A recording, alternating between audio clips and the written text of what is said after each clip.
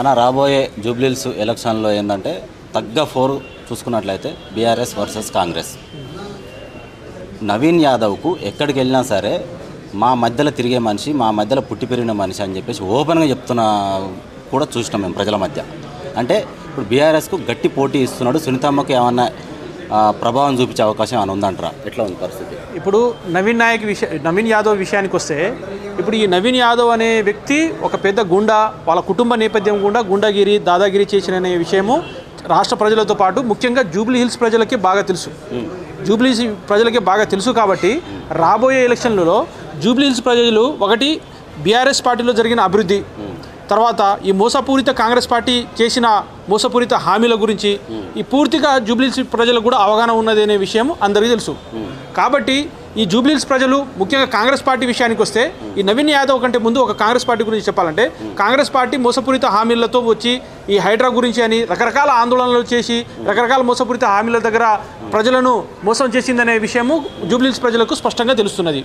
అయితే ఈ నవీన్ యాదవ్ అనే వ్యక్తి కాంగ్రెస్ పార్టీకి చెందిన వ్యక్తి కాదు. ఇంతకుముందు ఎంఐఎం పార్టీతో ద్వారా చేసి తర్వాత ఒక మాస్ లీడర్గా ఉండొచ్చు ఫాలోయింగ్, కానీ ఆయన మీద ఉన్న అన్ని ఆరోపణలే. ఏ విధంగా ఉన్నాయి ఆరోపణలు అంటే వసూళ్లు చేయడం, దాదాగిరి చేయడం, దందా చేయడం, ఈ విధంగా తెలుసు. కానీ సామాన్య ప్రజల బాధలను ఏ విధంగా పరిష్కరించాలి, ప్రభుత్వంతో ఏ విధంగా పోరాటం చేసి పరిష్కరించాలనే కనీస అవగాహన కూడా ఈ నవీన్ యాదవ్ అనే వ్యక్తికి లేదు. కాబట్టి జూబ్లీహిల్స్ ప్రజలు స్పష్టంగా ఒక ఆలోచనతో ఉన్నారు. ఈ జూబ్లీహిల్స్ ఉప ఎన్నికల్లో బరాబర్ బీఆర్ఎస్ పార్టీకి ఓటు వేసి మాగంటి సునీత గారికి గెలిపిస్తారనేది స్పష్టం అవుతుంది. ఇప్పుడు ఆయన ఏంటంటే ఒకటే చెప్తున్నారు డైరెక్ట్గా, నా మీద ఎలిగేషన్స్ చేస్తున్నారు, నేను ఓట్లు పంచినా అని చెప్పేసి. నేను జస్ట్ ఈ కార్డులు మాత్రమే, ఈ ఓటర్ ఐడి కార్డులు మాత్రమే పంచినా, మీ సేవలోకి వెళ్ళినా కూడా డౌన్లోడ్ చేసుకొని తీసుకునేవి నా చేతుల మీదుగా తీసుకోవాలి, నాకు ఆ ఫాలోయింగ్ ఉంది, నా మీద అభిమానులు వచ్చేసి అలా తీసుకోవడం చేశారు. కానీ బీఆర్ఎస్ వాళ్ళు కావచ్చు, మిగతా ఎవరైనా సరే ప్రతిపక్షంలో ఉన్న వాళ్ళు నా మీద ఎలిగేషన్ చేస్తారు.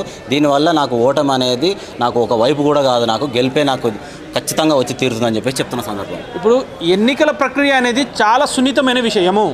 ఎన్నికల ప్రక్రియ ఎవరు నిర్వహిస్తారు? ఎన్నికల ప్రక్రియలో భాగంగా ఓటర్ల గుర్తింపు కార్డుని ఎవరు ఇస్తారంటే ఎన్నికల అధికారులు, సంబంధిత అధికారులు మాత్రమే ఎలక్షన్ కార్డులు జారీ చేస్తారు. ఇంకో విషయం ఏంటంటే, ఇక్కడ ఎన్నికల ప్రక్రియ అనేది నోటిఫికేషన్ విడుదలైన తర్వాత అక్కడ ఏ పార్టీకి సంబంధించిన అభ్యర్థి కూడా ఓటర్లను ప్రభావితం చేసే పనులు చేయరాదు. ఈయన ఏం చేసిండు, ఒక మార్కెట్లో ఇట్లా చేపల మార్కెట్లో ఒక పిల్లగాళ్ళను ఎట్లా నిలబెట్టుకు ఒక వరుసగా ఏదో ఓటర్ కార్డు అంటే చిన్నగా ఏదో చాక్లెట్లు, మిఠాయిలు పంచినట్టు ఇట్లా పంచేయడం అనేది కూడా, ఆ ఓటర్ కార్డులు కూడా ఉన్నాయన్నీ మోసపూరిత కార్డులు. అవి ఒక్కటి కూడా స్పష్టత లేదు ఆ ఓటర్ కార్డులలో. అందరూ రకరకాల బీహార్లో పనిచేసేటోళ్ళు, కలకత్తా, జార్ఖండ్ ఇలాంటి చాలా రాష్ట్రాల నుంచి వచ్చిన కూలీలు పాపం వాళ్ళు ఎక్కడ ఉన్నారు, వాళ్ళు ఏదో ఒకటి ఫోటో మ్యానిపులేట్ చేసి ఆ ఫోటోలను మా కార్యకర్తలని చెప్పి రేపు అదే ఇప్పుడు వాళ్ళకున్న ప్రధానమైన ఆలోచన ఏముందంటే, ఎవరైతే మన రాష్ట్రంలో ఉపాధి కోసం వచ్చి పాపం చాలా రాష్ట్రాల నుంచి వచ్చి అమాయక ప్రజలు ఉన్నారో వాళ్ళను రేపు జూబ్లీహిల్స్ ఉప ఎన్నికల్లో వరుసగా పోలింగ్ బూత్ల వెంబడి కూర్చోబెడతాడు. ఆ పోలింగ్ బూత్లో వీళ్ళకి ఏదో ఒకటి ఆధార్ కార్డు, ఆ తర్వాత ఓటర్ ఐడి కార్డు అలాంటి వాటిని మాడిఫై చేసి వాళ్ళ చేతికి ఇచ్చి దొంగ ఓట్లు వేయించుకునే పెద్ద మోసపూరిత ఆలోచన ఈరోజు కాంగ్రెస్ పార్టీ చేపడుతుంది. ఇప్పుడు నిజంగా ఈ మధ్య కాలంలో చూసుకున్నట్టయితే కూడా షేక్పేట్ డివిజన్లో అయినా సరే, వెంగళరావు నగర్లో కూడా ఈ రెండు డివిజన్లలో ఒకే ఇంట్లో 42 ఓట్లని, ఒకే ఇంట్లో 29 ఓట్లు అని చెప్పేసి ఇలా బీఆర్ఎస్ వాళ్ళే వాటిని క్రియేట్ చేసి వాటిని ఎలివేట్ చేసే ప్రయత్నం చేస్తున్నారు. అంత మాత్రాన మా మీద ఎలాంటి మచ్చబడ్డా కూడా ప్రజలు చూస్తున్నారు, వాళ్ళే ప్రత్యక్ష సాక్షులు అని చెప్పేసి కూడా చెప్తున్నారు. అసలు బీఆర్ఎస్ పార్టీకి ఇటువంటి విషయాల గురించి అవసరమే లేదు. మా పార్టీ రాష్ట్రంలో 60 లక్షల ఓటర్లతో సభ్యత్వంతో కూడిన అతిపెద్ద పార్టీ తెలంగాణ రాష్ట్రంలో. మా party BRS party working president KTR గారు ఈరోజు ఈ విషయాన్ని ఎందుకు ఎత్తి చూపుతున్నారంటే, ఈ కాంగ్రెస్ పార్టీ చేస్తున్న మోసాన్ని ఎందుకు ఎత్తి చూపిస్తున్నారంటే, అక్కడ ఢిల్లీలో రాహుల్ గాంధీ భారత రాజ్యాంగాన్ని పుస్తకం పట్టుకొని రకరకాల ఓటు చోరీ జరుగుతుందని రాహుల్ గాంధీ రకరకాల ఆరోపణలు చేస్తున్నారు.